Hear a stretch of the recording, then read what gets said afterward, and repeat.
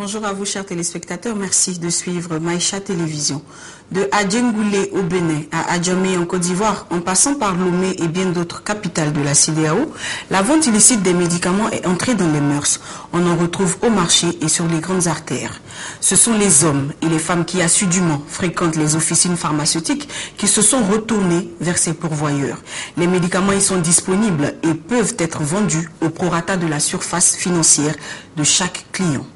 Selon les consommateurs et les populations dont nous nous faisons les porte-voix aujourd'hui, leur choix se justifie par la précarité, les difficultés financières et le laxisme des pouvoirs publics, car pour eux, la lutte contre la contrefaçon et le commerce illicite des médicaments dans l'espace CEDEAO se fait de façon légère, voire même superficielle. Dans le souci d'apporter une réponse vigoureuse et cohérente à ce fléau, les chefs d'État de gouvernement de l'Afrique de l'Ouest ont pris l'engagement de combattre la prolifération de ces faux médicaments sur l'initiative de la Fondation Chirac. À cela, il faut ajouter les initiatives de l'Organisation ouest-africaine de la santé.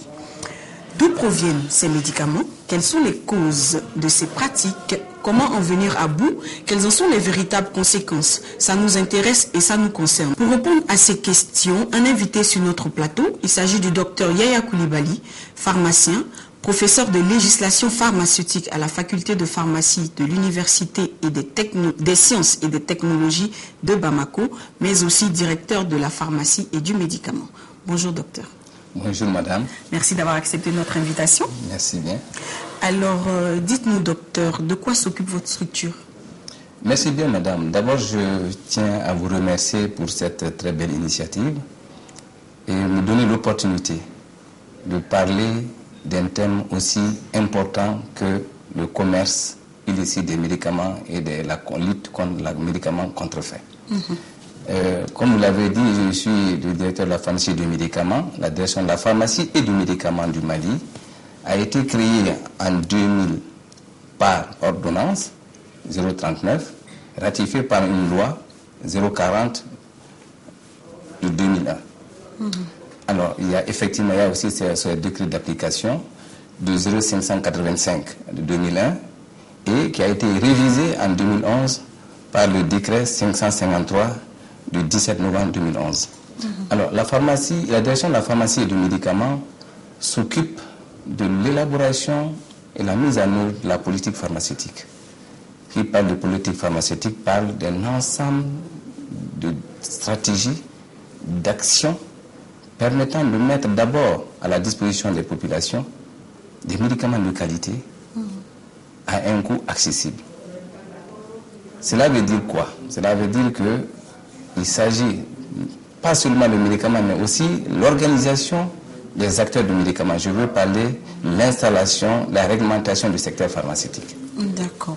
Chers téléspectateurs, vous le savez déjà, vous pouvez d'ores et déjà nous appeler ou nous laisser vos questions sur les www.facebook.com/Maïcha Télévision. Alors dites-nous, professeur, que représente le trafic des faux médicaments et quel est son impact sur la santé? Alors, le trafic des faux médicaments, je crois qu'il faudrait certainement dire deux choses. On parle de trafic de faux médicaments, mais je vais peut-être définir, faire dégager une certaine différence pour asseoir la compréhension des auditeurs. Il y a ce que nous disons et le marché parallèle. C'est ce que nous voyons la plupart du temps dans nos régions, dans nos pays. De quoi s'agit-il? C'est des médicaments qui sont pas dans le circuit licite. Vous savez, dans notre pays, au Mali, nous avons un schéma d'approvisionnement et de distribution. Il y a un schéma pour le secteur privé, il y a un schéma pour le secteur public et communautaire. Tout médicament qui sort de ce schéma est considéré comme un médicament, illicite. Et celui qui vend le médicament qui n'a pas le droit de le vendre, exerce illicitement cette profession. Alors, donc, notre problème, parce que depuis 1995, après la dévaluation du franc CFA, les uns et les autres ont dit il faut que le médicament soit accessible. Mais comment le faire? Malheureusement, à l'époque, avant 1990, il n'y avait pas cette prolifération de médicaments dans la rue. Et après, qu'est-ce qu'on a vu? Après 94-95, il y a eu une expansion de ce phénomène-là qui est aujourd'hui un problème de santé publique, un problème de développement. Alors, donc, par rapport à cela, je voudrais dire qu'il faudrait comprendre le médicament parallèle, le marché parallèle et le faux médicament se retrouvent quelque part. Parce que le faux médicament contrefait, souvent on le dit, il peut même être vendu dans le système licite. Cela veut dire tout simplement, il faudrait que les autorités soient beaucoup plus vigilantes pour pouvoir sortir ce produit-là de ce schéma. Et cela avec des supports réglementaires, avec des services de contrôle. Je veux parler du laboratoire national de contrôle de santé. Je ne vous interromps pas, docteur. On me signale qu'on a un premier appel. Allô? Oui, bonjour madame. Bonjour monsieur. Je voudrais participer à votre émission. Allez-y, vous êtes en direct. Ok. D'abord, je tiens à saluer le docteur Léa Koulibaly. Et je voudrais lui poser deux petites questions. Allez-y. Bien. Comment pensez-vous amener le pauvre citoyen à se défaire des médicaments contrefaits qui le sont souvent à moins de coût pour se tourner vers la pharmacie? Oui, et votre deuxième question. D'accord. Et la seconde, c'est laquelle? La seconde, que fait l'État pour empêcher l'entrée de ces médicaments quand on se rend compte que souvent, ce sont les agents de l'État, c'est-à-dire les douaniers, qui assistent au déchargement des camions contenant les médicaments contrefaits. Voilà. Merci beaucoup pour votre question. Vous nous appelez d'où, monsieur? Je vous appelle depuis Parapou, au Bénin. D'accord. Merci de suivre Maïcha là-bas. Je vous en prie, merci. Alors, docteur Koulibaly, la première réponse. Alors, merci bien, mon cher téléspectateur. Je vois que vous avez suivi avec intérêt cette émission-là et c'est une préoccupation pour tous. Alors, la question de dire que savoir qu'est-ce que l'État fait pour que les populations puissent avoir accès à ces médicaments-là au regard de leur coût financier, de leur coût. Je veux dire par là que à ce niveau, chaque pays a sa stratégie. En ce qui concerne le Mali, vous savez, quand il y a eu ce problème-là, il y a eu un certain nombre de mesures qui ont été prises par les gouvernements du Mali de l'époque. Il s'agit premièrement de réglementer les prix pour avoir une certaine maîtrise. Et il a commencé par réglementer les prix au niveau du secteur public. Et ensuite, les médicaments génériques dans le secteur privé ont été aussi régulés par rapport à leur prix.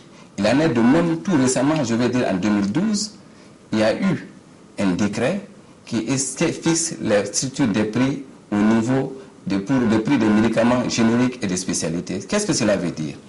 Cela veut dire qu'à chaque étape, parce qu'il y a le premier problème qui est posé, c'est comment il faut d'abord maîtriser le prix. Et quand on maîtrise le prix, on peut enclencher d'autres actions qui permettent encore de rendre des médicaments beaucoup plus accessibles.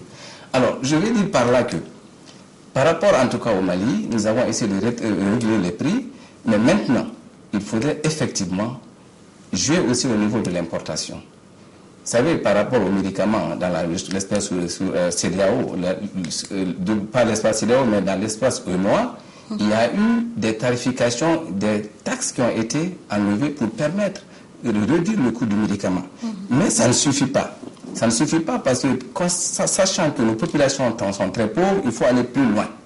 Plus loin, cela veut dire que même au niveau de la source d'approvisionnement, il faut trouver un mécanisme d'accès.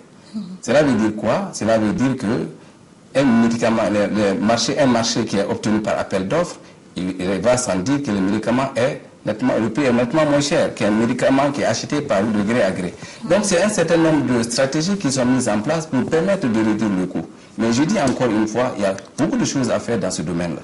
D'accord. En ce qui concerne le deuxième point, alors comment est-ce que c'est les douaniers qui participent à déchargement? Permettez-moi de saluer les efforts consenti par nos autorités. Je vais dire que moi, il y a une commission nationale de lutte contre les médicaments contrefaits et le commerce illicite au Mali. Et dans cette commission, nous avons les représentants des services de douane, nous avons les représentants de la police, nous avons les représentants de la gendarmerie. Alors, et au moment où je vous parle, régulièrement, il y a des saisies et les saisies nous sont rapportées que nous détruisons. C'est vrai, de plus en plus, il faut renforcer la législation et c'est ce qui est en train d'être fait au niveau tant interne qu'au niveau sous-régional. C'est vrai, docteur, que vous détruisez des médicaments et quand cela arrive, on voit que vous le faites avec les médias et tout ce qu'il faut autour. Mais quand vous finissez de détruire ces médicaments, qu'est-ce qu'il en est des patrons de ces stocks de médicaments, des grossistes, des personnes qui ont mis ces médicaments-là sur notre territoire? À quoi ils s'exposent? Oui, vous posez une question très intéressante parce que vous faites allusion à ce niveau-là au problème de la législation et le problème pénal. Je crois que le problème qui est posé à ce niveau-là, et même au niveau de la sous-région, c'est que les textes sont insuffisants. C'est insuffisant parce que les législateurs nous ont dit, bon, il n'y en a pas suffisamment de moyens juridiques pour sanctionner ceci. Parce qu'il y a une certaine confusion dans les textes au niveau du secteur privé et par rapport au code pénal. Donc à ce niveau-là, au niveau de la sous-région, puisque nous sommes dans l'espace CEDEAO, il y a des actions qui sont en cours. Il y a une directive qui a été élaborée où ces médicaments, en tout cas, ceux qui importent, ceux qui fabriquent, et ceux qui distribuent et ceux qui dispensent ces produits seront considérés comme des criminels. Et dès que cette directive est prise, ça s'appliquera à tous les pays. Nous sommes en train d'aller dans ce sens-là et ce serait le plus tout certainement dans les années à venir, dans les mois à venir, cela sera fait. Merci, docteur. On a un second appel. Allô? Allô? Oui, allô? Allô, bonjour. Bonjour, madame. Vous allez bien? Je suis bien à Maïcha TV. Oui, vous êtes à Maïcha TV. Alors, je vous appelle depuis le Sénégal. Je suis Madame Faye. Oui. Oui, et je voudrais, si vous me permettez, madame, participer à votre émission. Allez-y, vous êtes en direct. Alors là, je tiens d'abord à vous féliciter, pardon. Merci. Parce que là, moi, je vous appelle précisément de Saint-Louis, du Sénégal, et là, on reçoit votre chaîne de télévision que tout le monde apprécie bien. Merci au beaucoup. cœur de Saint-Louis du Sénégal. Merci beaucoup. Alors, par rapport à votre émission tout à l'heure, moi, je voudrais poser ma question au docteur Koulibaly. Allez-y. Bonjour, docteur. Bonjour, madame. Bonjour, avec votre permission, moi j'ai un témoignage à faire sur la contrefaçon des médicaments. Allez-y. Parce qu'en 2000, en fait, je vais vous raconter ma petite histoire.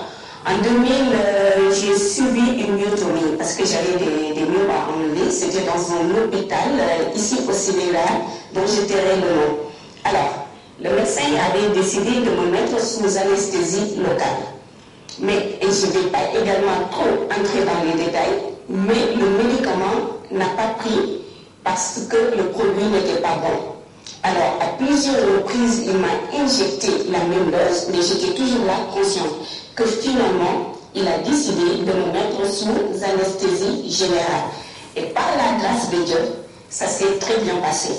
Alors, ce que je voudrais poser comme question au docteur Koulibaly, c'est en fait comment lui, en tant que médecin, peut justement expliquer cette légèreté-là au niveau de la commande du produit, du médicament. Parce que, logiquement, ça veut dire, avant que ça n'arrive à l'hôpital, ça a dû passer, transiter par le circuit normal. Alors, comment, sur une table d'opération, on se rend compte que le produit qui vient d'un pays également, je l'ai entendu, il a dit, également, je ne dirai pas le nom de ce pays, et que, franchement, lui, il en a marre, c'était les mots du médecin. Du médecin. Alors, il a dit que lui, vraiment, il en a marre avec ce produit-là qui vient de ce pays et qui n'est pas bon du tout. Il a à maintes reprises signalé à l'hôpital, à la gestion de l'hôpital, mais ça reste sans suite. Bon, voilà. En fait, ce que vous voulez savoir, c'est comment le contrôle des médicaments se fait. Voilà, parce qu'on a une légèreté quand même. D'accord, ok. Merci pour votre question, madame. Merci à vous également. Je vous en prie. Docteur. Oui, merci madame pour vous poser une question très pertinente parce que vous abordez le problème de qualité du médicament. Vous avez si bien dit, en fait, effectivement, le médicament, quand on voit toute la réglementation autour du médicament, le médicament qui doit, toute la réglementation est suffisamment appliquée, le médicament qui doit arriver au niveau du malade doit être un médicament de qualité. Qu'est-ce que cela veut dire? Cela veut dire, premièrement, quand le médicament, d'abord au niveau de l'autorisation, parce qu'un médicament ne peut venir dans un pays que quand il est autorisé. Et il y a tout un dispositif pour voir effectivement si ce médicament est conforme aux normes. Donc, le contrôle de qualité au niveau du laboratoire. Et la deuxième chose, quand le produit rentre, dans la chaîne d'approvisionnement et de distribution, il est fait des ponctions pour faire des analyses de contrôle. Parce que le médicament qui rentre pour l'autorisation, certainement, toutes les conditions sont prises par le fabricant pour que ça respecte les normes requises. Mais après, ça peut circuler autrement. Et c'est pour ça qu'il y a un système de contrôle. D'abord, le laboratoire de contrôle de qualité à l'entrée du médicament, pour l'autorisation de mise sur le marché. Deuxième chose, il y a des contrôles dans le circuit d'approvisionnement. Et troisième chose, c'est qu'il y a des autorités de réglementation, de contrôle. Donc, je vais parler de l'inspection de la santé. Je dis encore, j'ai parlé du laboratoire national de la santé, j'ai parlé de la direction de la pharmacie et des médicaments, qui partent de temps en temps, et même souvent, dans les établissements pharmaceutiques pour faire des contrôles, pas seulement par rapport à la conformité, même par rapport aux conditions de stockage, de conservation. Parce que tout ça rentre dans la qualité du médicament. Mais docteur, c'est qu'il y a problème quelque part. Parce que cette dame l'a dit que son médicament lui a été administré à l'hôpital. Ça veut dire que ce n'est pas forcément chez les vendeuses par terre, comme on dit, qu'on trouve les médicaments illicites. Donc ces médicaments-là arrivent aussi à l'hôpital et ça, c'est dangereux pour la santé. Oui, le médicament peut ne pas être illicite. Parce que faisons la différence entre deux choses. Le médicament peut même être licite, mais que ce produit n'a pas toutes les activités requises. Et ça, on peut le détecter soit par le contrôle par le laboratoire, et ça c'est dans le cadre des aspects chimiques, etc. Mais au niveau même de la chaîne d'approvisionnement, il y a les conditions de conservation. Parce que vous savez, si le produit est mal conservé, ça altère l'activité du produit. Donc dans le cadre de cette femme, par exemple, on dira que le produit a certainement été mal conservé. Bon, c'est pas évident. C'est-à-dire qu'il faudrait regarder le schéma, le circuit du produit. Il est venu d'où, comment est-ce qu'il est rentré, et tout ça, c'est toute une chaîne. Et c'est très difficile à ce stade-là de dire, parce que le médicament n'est pas bien conservé, ou bien le médicament n'a pas d'activité. C'est de faire l'échantillonnage et aller vérifier au niveau du laboratoire de contrôle. D'accord. Docteur, avant de poursuivre, on a rendu visite à une pharmacienne qui nous a parlé un peu de la contrefaçon des médicaments et on va suivre un peu l'élément qui suit.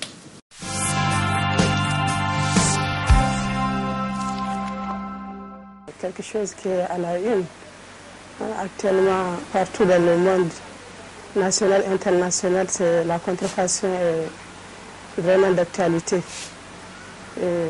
Qu'est-ce qu'il faut? Il s'agit pour eux, les contrefaçons, il s'agit pour eux d'imiter les produits de labos bien connus pour en faire leur marché. Par exemple, ils prennent du Clamoxyl, ils imitent la boîte de Clamoxyl, et dans le flacon de Clamoxyl, au lieu qu'il y ait effectivement de l'amoxicilline, de la poudre d'amoxicilline, et ils mettent de la poudre de blé, poudre d'amidon, et ils déversent ça sur le marché. Donc le malade perd d'abord son argent, il n'est pas traité, et donc c'est vraiment un problème de santé publique.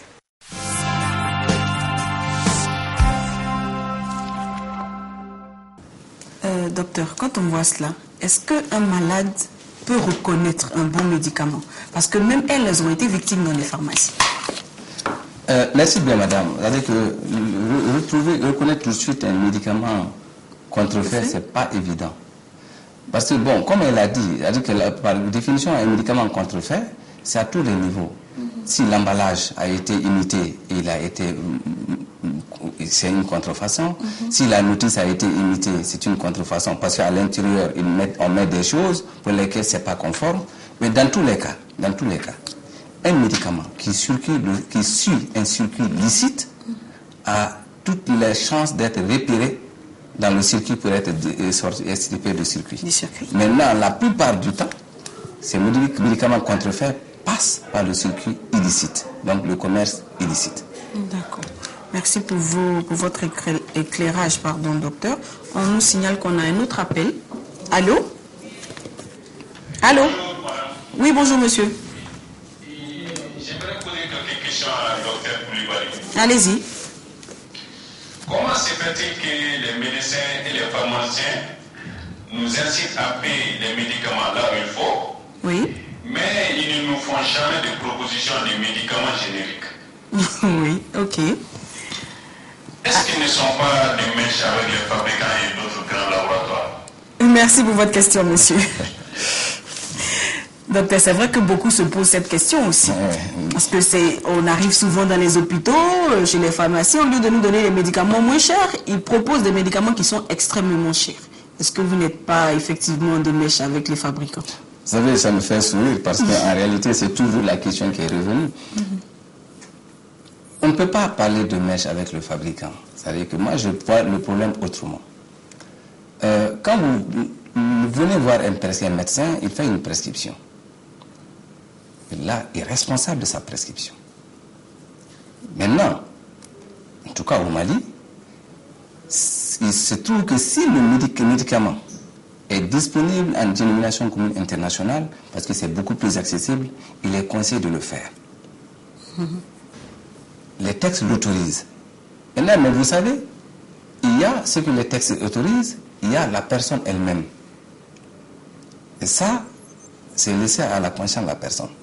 Maintenant, au niveau du pharmacien, le médicament qui est acheté là, qui est prescrit par le médecin, le malade se transporte au niveau de l'officine, le pharmacien a le droit de substituer le produit spécialité trop cher par un produit de même qualité en dénomination commune internationale s'il existe.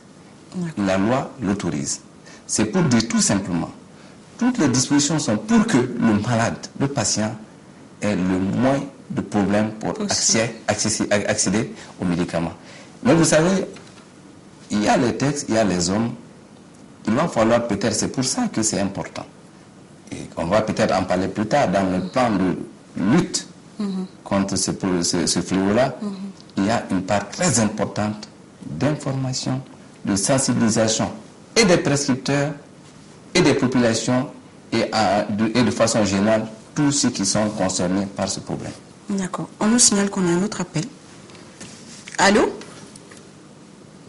Allô? Oui, allô? Bonjour. Bonjour, monsieur. C'est Zato. Oui? Voilà, Zato, on appelle à Djamé. Oui, monsieur Zato. Voilà, c'est que M. Koulibaly est en train de prendre la vérité. Chez nous ici, là, c'est compliqué. Alors ici, moi, je pense que c'est le docteur là qui nous tue. Comment ça? Parce que les médicaments, c'est eux qui vendent ça aux femmes. Voilà, donc la situation est trop compliquée. La question que moi j'ai posée à M. Koulibaly là, les médicaments, il faut comment vous sortir pour arriver à l'Oxy. D'accord, merci pour votre question. Le marché, c'est Zato lui-même en personne. Ok, merci monsieur Zato pour votre question. On va saluer tous nos téléspectateurs qui nous suivent depuis Adjamé en Côte d'Ivoire. Alors, le téléspectateur souhaiterait savoir comment est-ce que les femmes qui vendent les médicaments, parce que Roxy, en fait, c'est Adjamé, c'est un endroit où on peut trouver tous les médicaments illicites possibles. Et donc, il demande comment est-ce que les femmes-là arrivent à se procurer les médicaments, parce que selon lui, ce sont les médecins eux-mêmes qui viennent leur livrer les médicaments. Bon, moi, je ne peux pas... Vous savez, c'est très difficile de le dire avec précision, parce que c'est une responsabilité qu'on prend en disant c'est le médecin, parce que chacun a le bénéfice du doute. Je ne peux pas dire que c'est les médecins, parce que je pense que même dans la réglementation de la fonction, le médecin n'est pas pharmacien. Le médecin est celui qui établit le diagnostic. Je pense qu'en disant médecin, il voulait faire allusion aux pharmaciens peut-être. D'accord, donc le médecin, lui, il prescrit. Le pharmacien, lui, il analyse l'ordonnance, il donne le médicament qu'il faut avec des conseils nécessaires. Maintenant, dire que c'est de mèche avec... c'est les pharmaciens qui vendent sur le marché, moi, je ne peux pas le dire avec certitude. Moi, je sais qu'ici, à Bamako, au Mali, c'est qu'il y a une lutte farouche de ce phénomène menée par les pharmaciens eux-mêmes. Maintenant, c'est vrai, comme je le dis, tout n'est pas rose partout, c'est une lutte de longue haleine. Il va falloir se donner suffisamment d'informations, suffisamment de moyens pour faire face à ce fléau. D'accord, mais au niveau de la DPM, quelle est la stratégie mise en place pour lutter contre ce fléau? Au niveau de la DPM, ce n'est pas, je sors du cadre de la DPM. La DPM, c'est une structure de réglementation. D'accord. Donc, à notre niveau, au niveau de la DPM, nous faisons un contrôle strict des factures à l'achat. Aucun médicament ne peut rentrer si l'autorisation n'a pas été donnée. L'autorisation donnée par qui? D'abord, c'est à des niveaux différents. Il y a d'abord sur le ministre, ce qu'on appelle l'AMM. L'AMM, l'autorisation de mise sur le marché, c'est signé par le ministre, mais le travail technique est fait au niveau de la direction de la pharmacie du médicament. Après, il y a des importations. Dès que le médicament est autorisé, les importateurs, les grossistes importent le médicament. Et si ça vient au niveau de la douane, ça rentre que quand le directeur de la pharmacie du médicament donne son accord. Et pour donner son accord, il vérifie d'abord si tous les produits sont autorisés. Il donne son accord, mais s'ils ne sont pas autorisés, il adresse une lettre pour dire qu'il ne peut pas signer parce que le produit n'est pas autorisé. D'accord. Merci. Maintenant, il y a la commission de lutte contre la vente illicite de médicaments, sous la présidence du ministère de la Santé. Donc, c'est un conseil technique qui est le président. Et cette commission est pluridisciplinaire. Elle a ses démembrements au niveau des régions, présidés par les gouverneurs des régions, au niveau des communes cercles, par les préfets. Donc, c'est une lutte collégiale et des missions ponctuelles sont menées sur le terrain pour pouvoir sensibiliser, informer et même souvent faire des saisies avec les services de douane. Et permettez-moi, à ce niveau-là, de remercier de tout mon cœur ces services de douane, de la gendarmerie et de la police qui nous appuient dans cette action vigoureuse et qui doit être continue. D'accord. On ne cesse de parler de conséquences sur la santé. Quelles sont les véritables conséquences de l'utilisation des produits illicites sur la santé? Alors, l'utilisation des produits illicites sur la santé, vous savez, il y a eu des études, mais de façon très, très, très approfondie, je n'en ai pas vu beaucoup. Mais simplement ce que je veux dire,